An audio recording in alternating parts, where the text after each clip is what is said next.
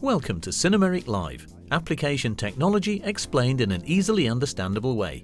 Our video series that aims to present individual topics concerning Cinemeric in practice-oriented movies that don't take up too much of your time. Today's topic, fundamentals of thread types and their generation. Let's start with an overview of threads and the various thread types, their use and purpose, and of course an introduction to thread generation. How does the process of generating thread actually work? And finally, of course, our practical section. We'll produce a part on our turning machine, giving it various types of thread. How do we define a thread? A thread is a helical groove on a cylindrical body. There are exceptions, tapered threads for example, but we'll deal with such details later. In terms of production, threads are engineering fits, and they have two purposes. On the one hand, there's the friction-locked fastening of one part to another. That's to say, friction on the flank causes the tightening of the thread. The second purpose is the conversion of rotational movement to axial movement. We can see a good representation of this in the diagram. Transmission of force takes place directly at the flanks between the female and male thread.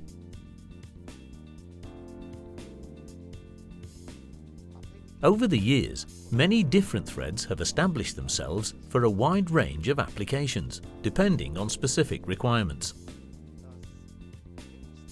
The most common thread is the metric ISO thread. The metric ISO thread is mainly used for threaded rods and nuts and bolts in everyday use. The M in the designation stands for metric, and the number, in this example 20, is the nominal diameter, and so the thread is designated M20.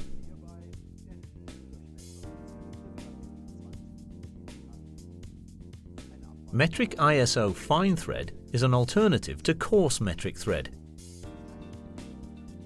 Here, the pitch of the thread is cut more finely, as we can clearly see. With a metric ISO thread, the pitch, that is to say, the distance from the crest of one thread to the next, is standardized according to the diameter. With a fine thread, this diameter-related pitch is not standardized and can be selected and manufactured according to requirements. For example, M6 has a standardized pitch of 1 mm, M8 1.25 and M10 1.5. So much for coarse thread. With fine thread, it's no problem at all to cut M6 by 0.5 or M10 by 0.75. For example, you want to put an M6 threaded hole into a piece of sheet metal 2 mm thick. A coarse thread would leave two ridges. Ridge 1 at 1 mm, so a piece of 2 mm thick sheet metal will have two ridges. This would concentrate the entire force on two ridges. Now let's take an M6 fine thread by 0.5. In this 2 mm sheet, we now have 4 thread turns instead of 2, which would enable a much higher uptake of tensile force. Now let's move on from conventional thread types to those for specific applications. Trapezoidal thread. This thread gets its name from its characteristic thread form, its teeth. This trapezoidal thread is thicker than a normal thread, and the friction is high, which makes it self-locking. That means it loosens less easily and is used especially in clamps, printers, assembly conveyors and forklifts for transmitting and preventing large forces, which would make loosening more likely.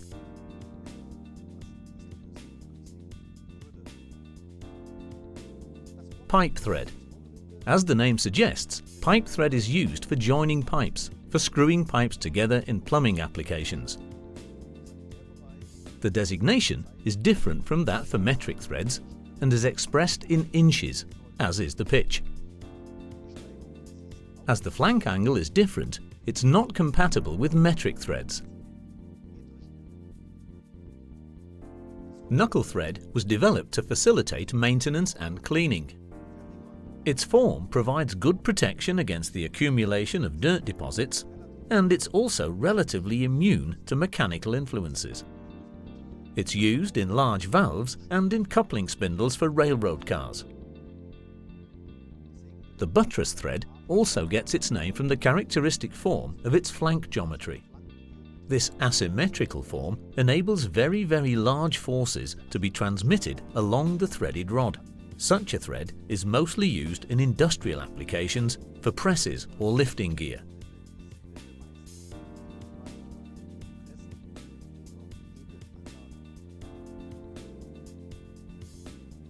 Left-hand thread is an exact mirror image of right-hand thread and is used, for example, in cases where a right-hand thread would come loose by itself when exposed to stress. The best example of this is a bicycle. The left pedal is a left-hand thread because a right-hand thread would loosen itself as a result of the forward motion. Of course, there are also safety aspects. For example, gas cylinders also have a left-hand thread. This prevents the possibility of oxygen cylinders being hooked up to a gas connection. The term multiple start thread covers all threads with more than one start. This means that an additional start can be cut between 1, 2, or 3 thread turns.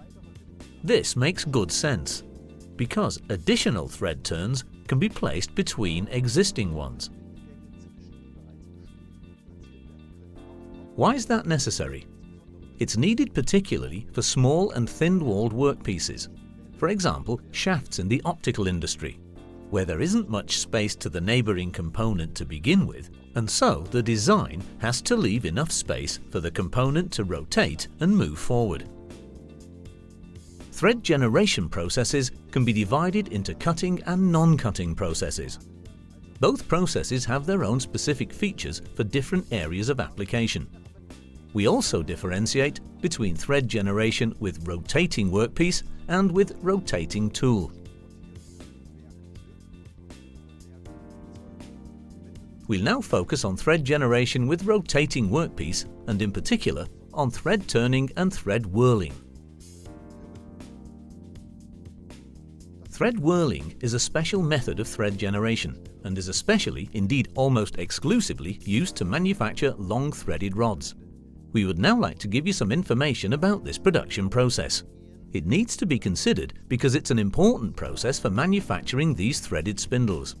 However, Sinomeric deliberately doesn't provide a dedicated cycle for thread whirling because this process requires its own machines and tools that are only used for this purpose and nothing else. And the programs that run, the NC programs, are only parameterized programs and don't require any additional user interface. Thread turning is very well suited to female and male thread generation and is often the only process available for doing so, and is very, very flexible in terms of thread types. In other words, all those previously mentioned thread types, such as multiple start thread, tapered thread, and thread chains, etc., can also be realized. And you also have a great deal of flexibility concerning the machine type. In the following steps, we'll take a detailed look at what Sinomeric has to offer.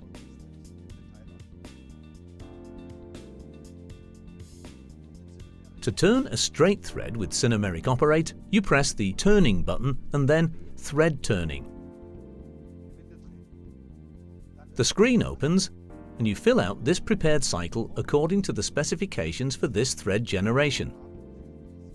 That is to say, exactly according to the dimensions of the thread you want to produce. It's the same for tapered thread turning.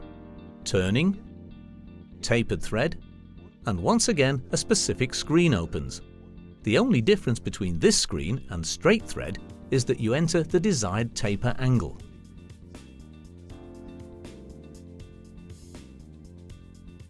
To produce a face thread with Sinomeric Operate, you also press the Turning button and Face Thread. and complete this screen according to the specifications of the thread you want to produce. What is a face thread for? That's to say, a thread on the face of a workpiece. The classical case here is a chuck, for example. Here we have 3 clamping jaws, and to make sure these 3 clamping jaws can move together or apart centrically, this chuck here has a face thread inside, and the jaws have thread fragments at the rear with the same pitch. By adjusting the fastener of this clamping nut, the jaws either open or close.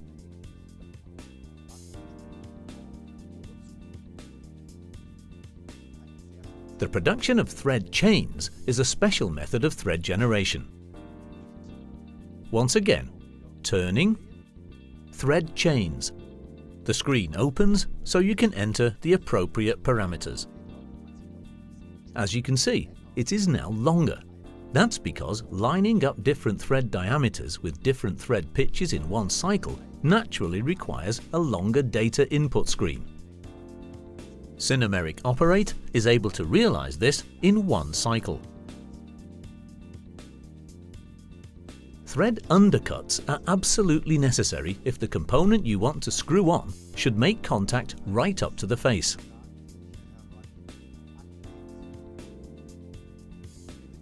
These thread undercuts are predefined in Sinomeric Operate. You only have to enter the thread diameter and thread pitch. Then you have the necessary parameters according to DIN specifications to generate the correct dimensions of the undercut for the thread in question.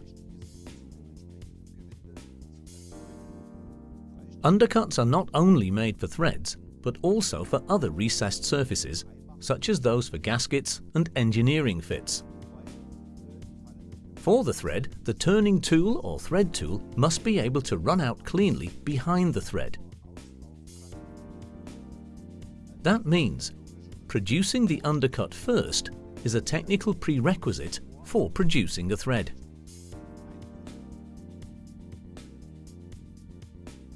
This is the practice part we'll be producing. It's a threaded component with 3 different types of thread. There is an M16 by 1.5, which is a fine thread. The regular pitch of M16 is 2 mm. This is a common thread. Then we have an M32 thread with a pitch of 7.5 mm in a 3-start version. And finally, an M52 thread with a 6 mm pitch, left hand with 2 thread turns. What are the individual operations involved? Once the face turning has been completed, the thread contour is pre-roughed, and then the remaining material, or stock, is removed. Then the thread undercuts, as mentioned in the theory section, are produced with the same finishing tool, and then there are 3 thread turning tools for producing the thread. Face turning gets underway once the blank has been entered into our NC program.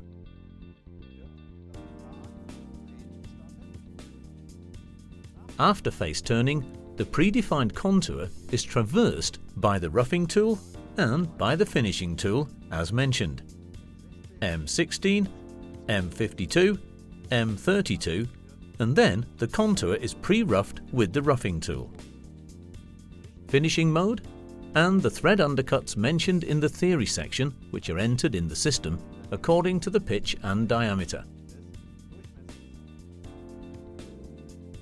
Once this preparation has been done, the first thread turning tool comes into play.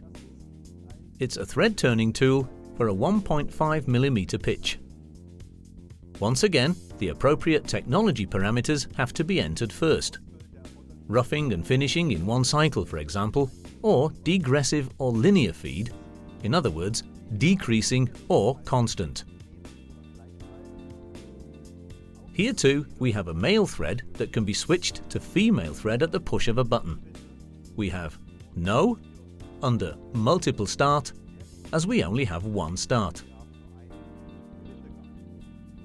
The next thread is M32, and it's turned with a different threading tool. Here we simply set Yes under multiple start and the number of thread turns.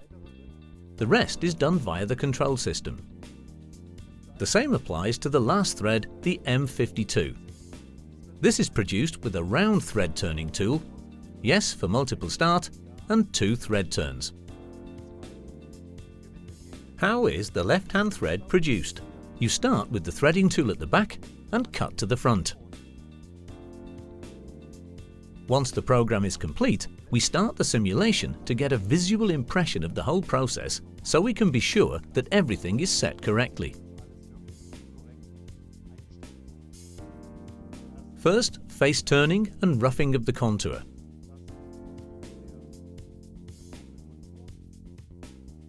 After the roughing, which is a cutting depth of 2 to 3 mm, the finishing tool does its job and the remaining stock is removed. And as mentioned before, the same tool produces the thread undercuts fully automatically. Here too, the thread turns are displayed just as they appear on the actual finished part.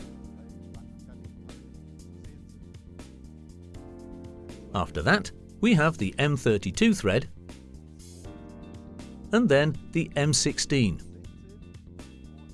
And here, the very large pitch of 7.5 mm can be seen clearly. However, as 3 thread turns are cut into this diameter, the whole thing looks like a normal thread, but with different properties. Once the simulation has finished running, we can start machining.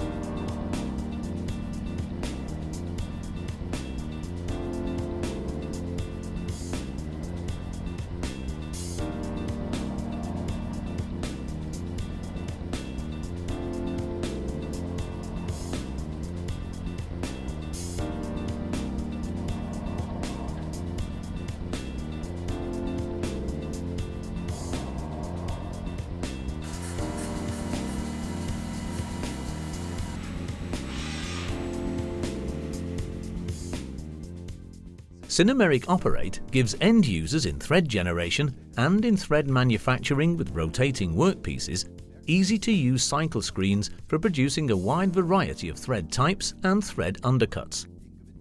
There's also realistic production-compatible simulation software for monitoring processes. This results in a faster, more reliable and more integrated production process. That was our video on the fundamentals of thread types and their generation. Thank you for watching and see you next time. Siemens. Ingenuity for life.